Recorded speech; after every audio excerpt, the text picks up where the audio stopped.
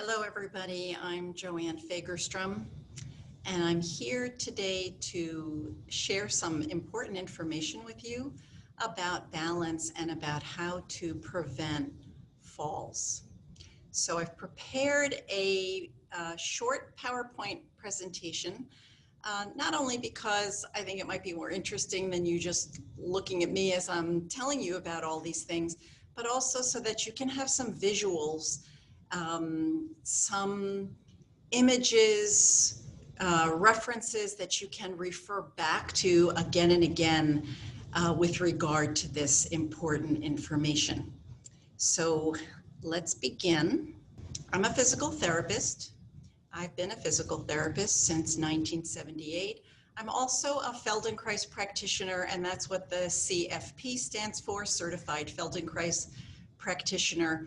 And in a nutshell, what that method is all about is increasing your body awareness, which is a critical factor in our preventing falls, because as we'll see shortly, so much of fall prevention depends on your awareness of your environment as well as your body awareness in terms of your posture.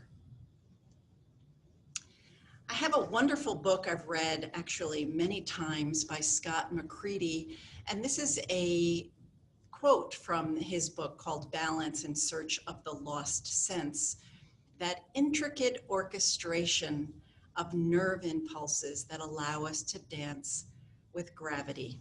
So I thought that was just a lovely and poetic way to set the scene for this subject.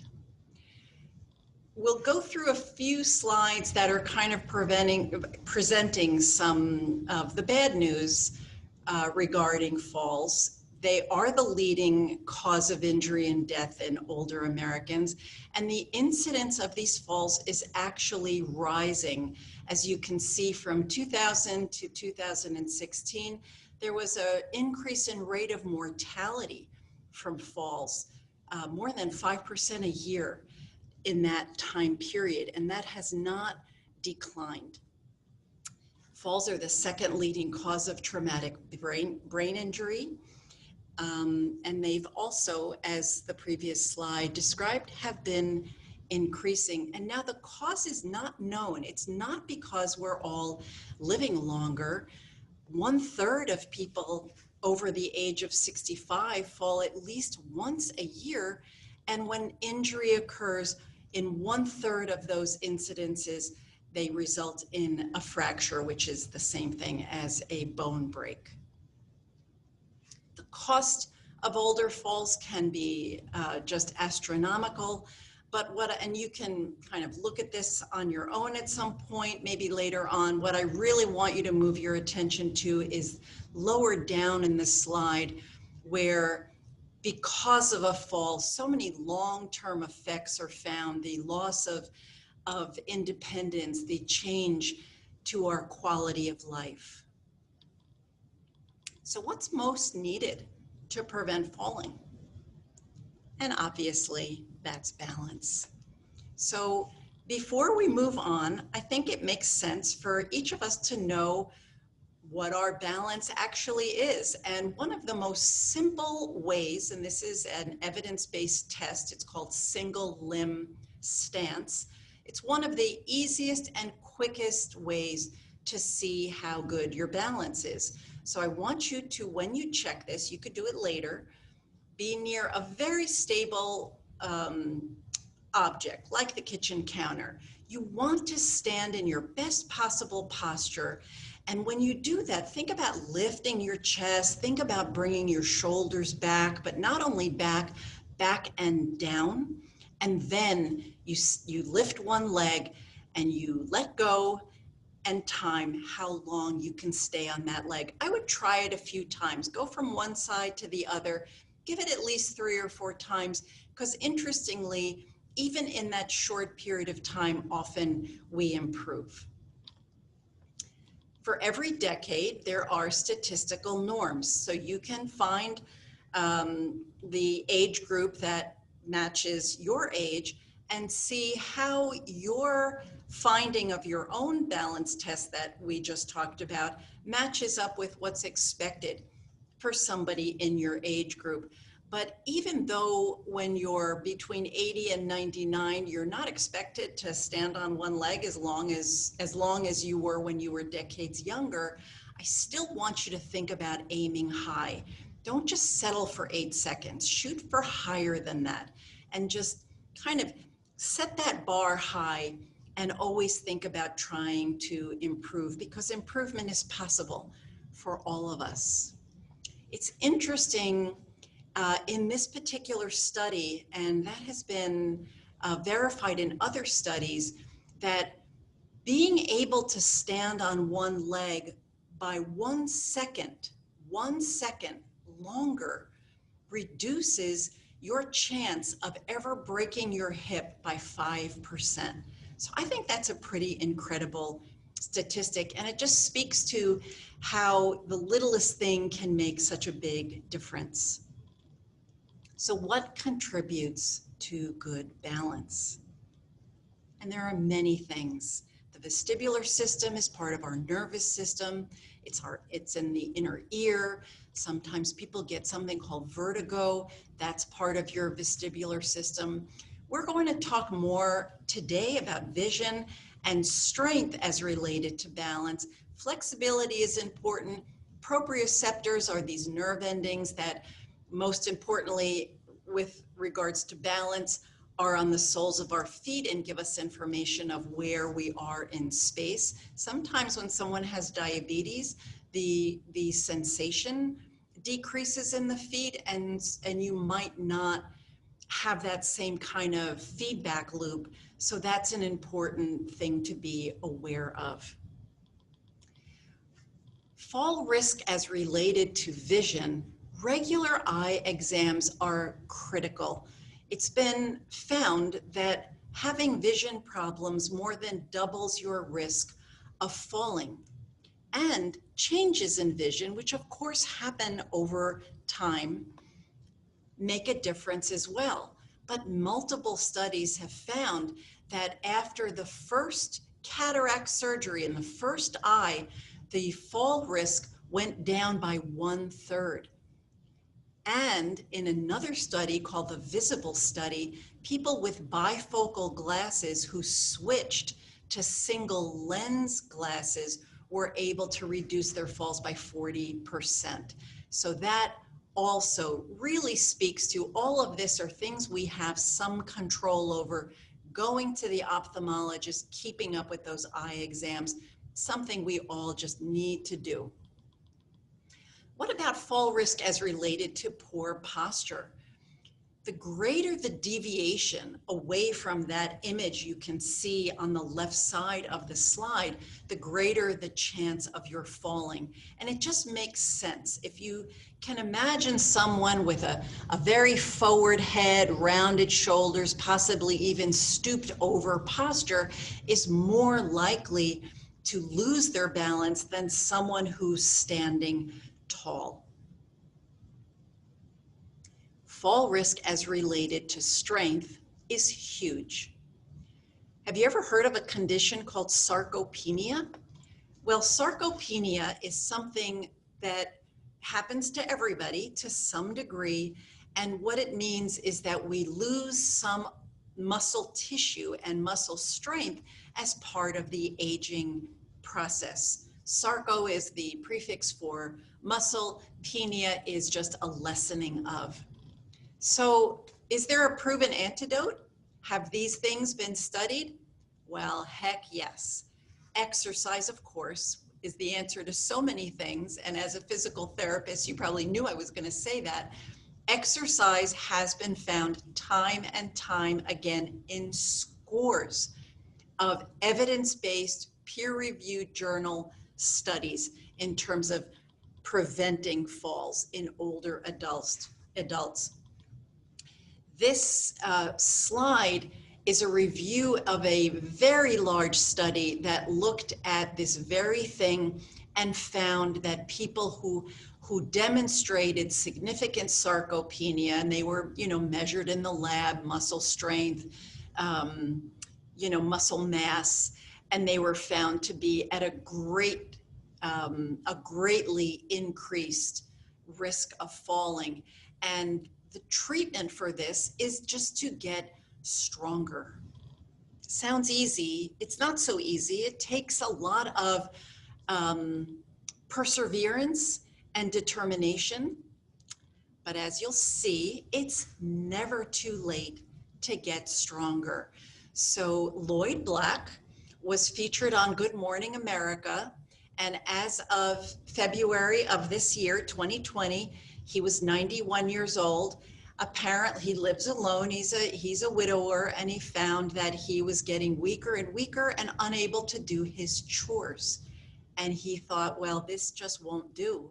So he joined a gym and he started trying to do more and more, eventually able to power walk on the treadmill, gaining much more strength than he had before, even at his age. And what he says, as you can see, is just get started. So I just love that, and I had to share that with you. Fear of falling is truly a catch-22. If you've ever fallen, you know you don't want to fall again. It's an awful, demoralizing experience. I have fallen. I was down at our local park and I was going for a run and I tripped. I don't know what I tripped over. When I looked down, there was nothing there. I think I was just tired, maybe not lifting my feet so much. But what I found afterwards, for months afterwards, is I was always looking down. I didn't want that to happen again. And it really shakes your confidence. For some folks, what happens is they stop going out and putting themselves at risk of falling, which is the opposite of what needs to be done, because the less you do, the more chance you are of getting weaker, and therefore the greater risk of falling. So let's make friends with the floor. How do you like that? If you can already get up and down off the floor by yourself independently, that is just fantastic. Honestly, I applaud you. Don't stop practicing. Don't take it for granted that in 5 years you'll be able to do that. Get up and down off the floor regularly. To maintain, improve, or regain this skill, squats are the perfect exercise. This exercise goes a long way in strengthening the very muscles we need to be able to get down onto the floor. And then, of course, we need to be able to get back up again. And so squats are it. It's really a wonderful exercise. Here's a picture of this gentleman doing a squat. And here's a group of folks. They were part of a study down at the University of Florida, among other institutions, that looked at older people in their 70s and 80s, measured their ability, their functional ability at baseline, and then took them through all these different exercises, including walking. But squats were a big, like a regular feature in their exercise program. And at the end of a 2-year period, they were found to have made great strides in their strength. And you know what? When you're stronger, it's very empowering. And so there's a lot of positive benefits to improving your strength. But when you squat, don't do it like this. You want to make sure that your back is straight, that your knees never go over your toes.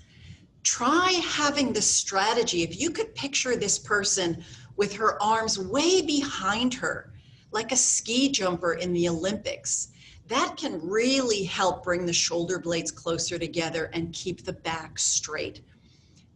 It's something I teach in my class, and a lot of people find it helpful. Be patient as you work on your ability to squat. It really does take time to get stronger. You never want your back to hurt. You never want your knees to hurt. Go slowly and know that this is going to be something that builds up over time. Another way to strengthen the muscles that help you get up and down off of the floor is to practice getting up and down out of a chair without using your hands. Using, as you can see, The squat technique, I'll go back a slide, maybe more than one slide. Look at that gentleman there. If you can imagine a chair behind him, it's as if he's sitting in a chair. And so practicing getting up and down out of the chair as often as you can. And how many times do we get up and down out of a chair all day long? It's just a built-in exercise for all of us. So that is wonderful, but you might not be able to do that yet. And if that's the case, try to hold on less and less. And you do this gradually over time. Safety always comes first. Make sure that chair is not going to slide away from you. So maybe have the chair up against a wall. And once you master the skill of getting up and down out of a chair without using your hands, try getting up and down off of a lower surface, maybe an ottoman. It can be more challenging, but the key is nose over your toes, really displacing your center of gravity a bit forward to be able to do that squat without rounding and feeling like you're still in control. If the previous suggestions still feel like, boy, that's just, I'm not there yet, try this squat technique using a chair, but I actually prefer the kitchen counter or something that's not going to topple, something sturdy to begin working those thigh muscles, your hip muscles, and your core. Here's a list of many things I want you to carefully take a look at. One point after the other, making sure your home is safe, because most falls happen at home. So stair railings, having night lights in the evening, making sure that rugs and so on are slip resistant. You can go down the list. All of these things are critical, and I advise you and strongly encourage you to do this today. Take a look around your house and make sure your home is safe. Don't procrastinate, because it can be something as just crazy as tripping over a dog food bowl when you knew, boy, that's really not in a good place, and I should just find a new home for that pet food bowl. You know, we usually have these thoughts in our mind, but we don't always act on them. So one last thought: successful aging and staying active go hand in hand. And no matter what your age is now, think about Lloyd Black, or what shape you think you're in, it's never too late to improve your balance, to prevent falls, to get stronger, to stand taller. And I encourage you to not feel like it's too late, because it honestly is never too late. So here's a slide with some contact information about myself. I'm sitting here in my studio in Windmore with my big poster behind me. I'd be happy to answer your questions. Let's see if I can, yeah, here we go. Answer your questions or help you in any way I can. But many of these things are really at our fingertips, and beginning with those squats, beginning with noticing how you get up and down out of a chair, are very functional activities that you can begin today. So thanks very much.